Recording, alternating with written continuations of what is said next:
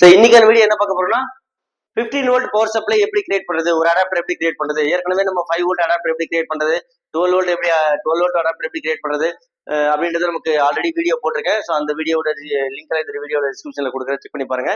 இப்போ வந்து பார்க்க போறது 15 வோல்ட் பவர் சப்ளை அடாப்டர் எப்படி உருவாக்க போறோம் அப்படின்றது தான். ஸோ இந்த செக்ஷனை பத்தி ஆல்ரெடி வீடியோஸ் போட்டிருக்கேன். இந்த டிரான்ஸ்ஃபார்மரை பத்தி தனியா வீடியோஸ் இருக்கு, இந்த 4 டயோட பத்தி தனியா வீடியோஸ் இருக்கு, இந்த கெப்பாசிட்டர் பத்தி தனியா வீடியோஸ் இருக்கு. ஸோ இதெல்லாம் போய் தனித்தனியா வீடியோஸை பாருங்க. அதுக்கப்புறம் இந்த வீடியோ போகும்போது கிளியராகவே நீங்க வந்து கத்துக்க முடியும். இப்போ நம்ம முக்கியமா பார்க்க போறது இந்த ஐசியை பத்தி தான். ஸோ இது மூலமா தான் நம்ம வந்து 15 வோல்ட் டிசி அவுட்புட்டை எடுக்க போறோம். சரி, ஓகே. இப்போ நம்ம ஸ்டார்டிங் வந்து என்னென்ன பொருள் இருக்குன்றத பார்ப்போம். இங்க ஒரு டிரான்ஸ்ஃபார்மர் ஒன்று கொடுத்துருக்கேன். ஸோ 4 டயோடு இருக்கு. அதுக்கப்புறம் வந்து பாத்தீங்கன்னா ஒரு கெப்பாசிட்டர் இருக்கு. அதுக்கப்புறம் ஒரு ரெகுலேட்டர் ஐசி ஒன்று இருக்கு. சரி, ஓகே. இப்ப எப்படி பவர் சப்ளை வந்து 220 வோல்ட் வீட்ல இருந்து வர பவர் சாக்கெட்ல இருந்து 220 வோல்ட்டை எடுத்து அதை இங்க கொடுத்து அதுக்கப்புறம் எப்படி வோல்டேஜை கம்மி பண்ணி நம்ம எடுக்கிறோம் அப்படின்றத நம்ம பார்ப்போம். சரி, ஓகே. இப்ப நம்ம வீட்டுல இருக்கிற பவர் சாக்கெட்ல ஒரு அடாப்டர் கொடுத்துதான் நம்ம வந்து ஒரு செட்டப் பாக்ஸா இருக்கட்டும், அது மாதிரி ஒரு போன் சார்ஜரா இருக்கட்டும், அந்த அடாப்டரை வச்சு நம்ம சார்ஜ் பண்றதா இருக்கட்டும், ஒரு செட்டப் பாக்ஸ் பவர் சப்ளை கொடுக்கறதா இருக்கட்டும், இதெல்லாம் பண்றோம். அப்ப இப்ப நாம வந்து இந்த இடத்துக்கு இங்க வந்து புதுரா ஃபேஸ் கொடுத்துருக்கேன், இங்க நியூட்ரல் கொடுத்துருக்கேன். ஸோ அப்ப வீட்டுல இருக்கிற பவர் சாக்கெட்ல இருந்து 2 ஒயர் எடுத்துட்டு வந்து இங்க ஒரு லைனையும் கொடுத்தோம்னா அங்க என்ன வோல்டேஜ் வரும்னா 220 வோல்ட் இன்புட் வரும். ஸோ இந்த சைட்ல இந்த சைட்ல டிரான்ஸ்ஃபார்மரோட இந்த சைட்ல வந்து பாத்தீங்கன்னா பிரைமரி வைண்டிங் அப்படின்னு சொல்றோம். ஸோ இதோடைய அவுட்புட் சைட்ல வந்து பாத்தீங்கன்னா செகண்டரி வைண்டிங் அப்படின்னு சொல்றோம். இந்த டிரான்ஸ்ஃபார்மர்ல இந்த வயருக்கும் எந்த ஒரு கனெக்ஷனும் இருக்காது, இடையில ஐசோலேட் பண்ணிருப்பாங்க. ஸோ இங்க இன்டியூஸ் ஆகிற மேக்னெட்டிக் ஃபீல்டு மூலமா அவுட்புட்ல நமக்கு வந்து 15 வோல்ட் கிடைக்கும். இந்த 15 வோல்ட் எப்படி கிடைக்குது அப்படின்னா, இது வந்து நீங்க வாங்குற டிரான்ஸ்ஃபார்மரை பொறுத்து இருக்கு.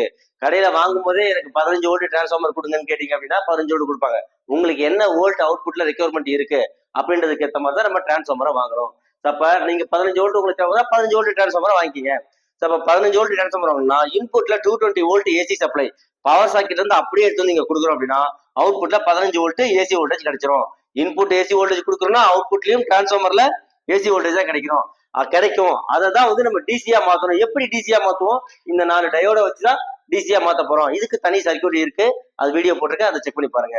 அப்ப இந்த டயோட வச்சு 15 வோல்ட் ஏசிய டிசியா மாத்தினதுக்கு அப்புறம் நமக்கு ஒரு 17 வோல்ட்ல இருந்து ஒரு 22 வோல்ட் வரைக்கும் அவுட்புட் கிடைக்கும். அது எப்படிங்க இங்க 15 வோல்ட் தான் கிடைக்குது, இங்க எப்படிங்க இந்த வோல்டேஜ் கிடைக்குதுன்னா நீங்க கெப்பாசிட்டர் போட்டு ஃபில்டர் பண்ணும்போது கொஞ்சம் வோல்டேஜ் எக்ஸஸா தான் கிடைக்கும். அந்த எக்ஸ்ட்ரா வோல்ட்டை வச்சு நீங்க 15 வோல்ட்டா மாத்தி எடுக்கணும். மறுபடியும் நீங்க அதிகமா இருக்கிற வோல்டேஜ் எப்படி சார் நம்ம 15 வோல்ட்டா எடுக்கிறது அப்படின்னா, ஏன் இது இல்லாமலே இங்கேயே 15 வோல்ட் கிடைச்சிருது இல்ல, நம்ம வந்து கம்மியான வோல்ட் எடுத்து இங்க 15 வோல்ட் வச்சு யூஸ் பண்ணிக்க முடியும்ல அப்படின்னு சொல்லி கூட சொல்லலாம். பட் வந்து இங்க வந்து என்னன்னா, இந்த இடத்துல அவுட்புட் இன்புட்ல வந்து 220 வோல்ட் வருதுன்னா அவுட்புட்ல இந்த 15 வோல்ட்டுக்கு பதிலா 18 வோல்ட் வரும், இங்க 20 வோல்ட் வரும். இங்க 20 வோல்ட் ஆச்சுன்னா இந்த இடத்துல வோல்டேஜ் மாறிக்கிட்டே போகும். அப்ப வோல்டேஜ் ஏறுறது இறங்குறது, ஸோ இந்த மாதிரி அதிகமாகி கம்மியாக்கிட்டு இருக்கோம். நமக்கு தேவை ஒரு 15 வோல்ட் மோட்டாரை ரன் பண்ண வைக்கிறீங்க, இல்ல 15 வோல்ட் எல்இடியை ஒர்க் பண்ண வைக்கிறீங்க, 15 வோல்ட் அடாப்டரை உருவாக்க போறீங்க அப்படின்னா ஷார்ப்பா 15 வோல்ட்னா 15 வோல்ட் இருந்தாதான் நீங்க எந்த பொருளுக்கு கொடுத்தாலும் அந்த பொருள் வந்து பர்ஃபெக்டா ரன் ஆகும். அந்த பொருள் வந்து பாத்தீங்கன்னா 15 வோல்ட் தான் எடுக்கும். அங்க போயிட்டு நீங்க ஒரு 20 வோல்ட் கொடுக்குறீங்க அப்படின்னா அந்த பொருள் வந்து பஸ்ட் ஆயிடும்.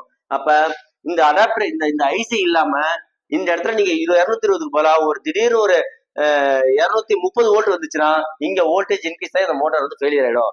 அப்ப உங்களுக்கு எல்இடிக்கு 15 வோல்ட்னா 15 வோல்ட் ஷார்ப்பா வரணும். ஒரு மோட்டாருக்கு 15 வோல்ட்னா 15 வோல்ட் ஷார்ப்பா வேணும். கரெக்டா எக்ஸஸ் வோல்ட் வராம ஷார்ப்பா வேணும்னா அப்ப இந்த ரெகுலேட்டர் ஐசி யூஸ் பண்ணி தான் நம்ம வந்து அந்த ஷார்ப்பான வோல்டேஜ் எடுக்க முடியும். சரி, ஓகே. அப்ப இந்த 15 வோல்ட்டுக்கு ரெக்டிஃபை, அதாவது டிசியா மாத்தினதுக்கு அப்புறம் டயோட வச்சு டிசியா மாத்தினதுக்கு அப்புறம் கெப்பாசிட்டர் போடும்போது நமக்கு வந்து எக்ஸஸ் வோல்டேஜ் கிடைக்கும். இந்த எக்ஸஸ் வோல்டேஜ் எடுத்துட்டு போயிட்டு 15 வோல்ட்டா மாத்தணும் அப்படின்னா அப்ப நமக்கு என்ன தேவை? ரெகுலேட்டர் ஐசி ஒண்ணு தேவை. அந்த ரெகுலேட்டர் ஐசியை எப்படி கடையில கேட்டு வாங்கணும் அப்படின்னா, எனக்கு 7815 அப்படின்ற ஒரு ரெகுலேட்டர் ஐசி கொடுங்க அப்படின்னு சொல்லி தான் நம்ம வந்து கடையில கேட்கணும். இந்த லாஸ்ட் 2 நம்பர் தான் நம்ம நோட் பண்ணணும். அப்ப லாஸ்ட் 2 நம்பர் எப்படி நான் சொல்லியிருக்கேன், ஏற்கனவே சொல்ல வீடியோஸ்லயே அதே தான் சொல்லியிருக்கேன். நீங்க உங்களுக்கு 15 வோல்ட் வேணும்னா 7815 ஐசி கொடுங்க அப்படின்னு கேட்டு வாங்கணும். ஒரு 5 வோல்ட் ரெகுலேட்டர் ஐசி வேணும்னா 7805 ரெகுலேட்டர் ஐசி கொடுங்க அப்படின்னு சொல்லி கேட்கணும். ஒரு 12 வோல்ட் ரெகுலேட்டர் ஐசி வேணும்னா அதாவது உங்களுக்கு 12 வோல்ட் அவுட்புட் தேவைப்படுதுன்னா 7812 ரெகுலேட்டர் ஐசி கொடுங்க அப்படின்னு சொல்லி தான் நம்ம கேட்கணும். சரி, ஓகே. இப்ப இங்க 22 வோல்ட் நம்ம கொடுக்குறேன் அப்படின்னா இதுல வந்து பாத்தீங்கன்னா ஃபர்ஸ்ட் பின் இன்புட், 2வது பின் கிரவுண்டு, 3வது பின் அவுட்புட். இங்க 22 வோல்ட் இன்புட் நான் கொடுக்குறேன்னா எனக்கு அவுட்புட்ல என்ன கிடைக்கும்? இங்க என்ன வோல்ட் மென்ஷன் பண்ணிருக்க? 15 வோல்ட் தான் மென்ஷன் பண்ணிருக்கா. இங்க 15 வோல்ட் மட்டும்தான் எனக்கு கிடைக்கும், ஷார்ப்பா 15 வோல்ட் தான் கிடைக்கும். ஸோ எக்ஸஸா போகாது. அப்படி எக்ஸஸா போச்சுன்னா ஐசி வந்து ஆட்டோமேட்டிக்கா ஃபெயிலியர் ஆயிடும். சரி, ஓகே. இப்போ இங்க வந்து எவ்வளவு வோல்ட் வரைக்கும் இன்புட் வோல்டேஜ் கொடுக்கலாம் இங்க மென்ஷன் பண்ணிருக்க பாருங்க. 7 வோல்ட்ல இருந்து 30 வோல்ட் வரைக்குமே ரெகுலேட்டர் ஐசி, எந்த ஒரு ரெகுலேட்டர் ஐசியா இருந்தாலும் 7 வோல்ட்ல இருந்து நீங்க 30 வோல்ட் வரைக்குமே இன்புட்டா கொடுத்துக்க முடியும். அப்ப அவுட்புட் என்ன கிடைக்கும்? அவுட்புட்ல நீங்க வாங்குற ஐசில என்ன மென்ஷன் பண்ணிருக்க லாஸ்ட் நம்பர் பாத்தீங்கன்னா இங்க 15 கொடுத்தா 15 கிடைக்கும், 5 கொடுத்திருந்தா 5 கிடைக்கும். அது மாதிரி 1 கொடுத்திருந்தா 12 வோல்ட் கிடைக்கும். அப்ப நம்ம வாங்குற ஐசிக்கு ஏற்ற மாதிரி அவுட்புட் கிடைக்கும். இன்புட் பொறுத்த வரைக்கும் நீங்க 5 வோல்ட்ல இருந்து 30 வோல்ட் வரைக்கும் நீங்க 7 வோல்ட்ல இருந்து 30 வோல்ட் வரைக்குமே நீங்க கொடுத்துக்க முடியும். சரி, ஓகே.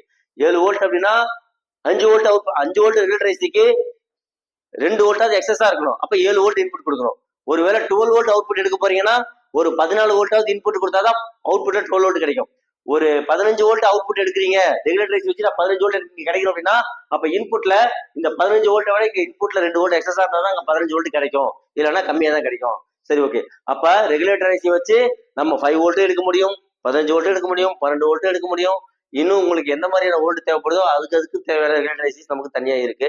ஸோ அதை வச்சு நம்ம வந்து இந்த மாதிரி ஒரு அடாப்டரை கிரியேட் பண்ணிக்க முடியும்.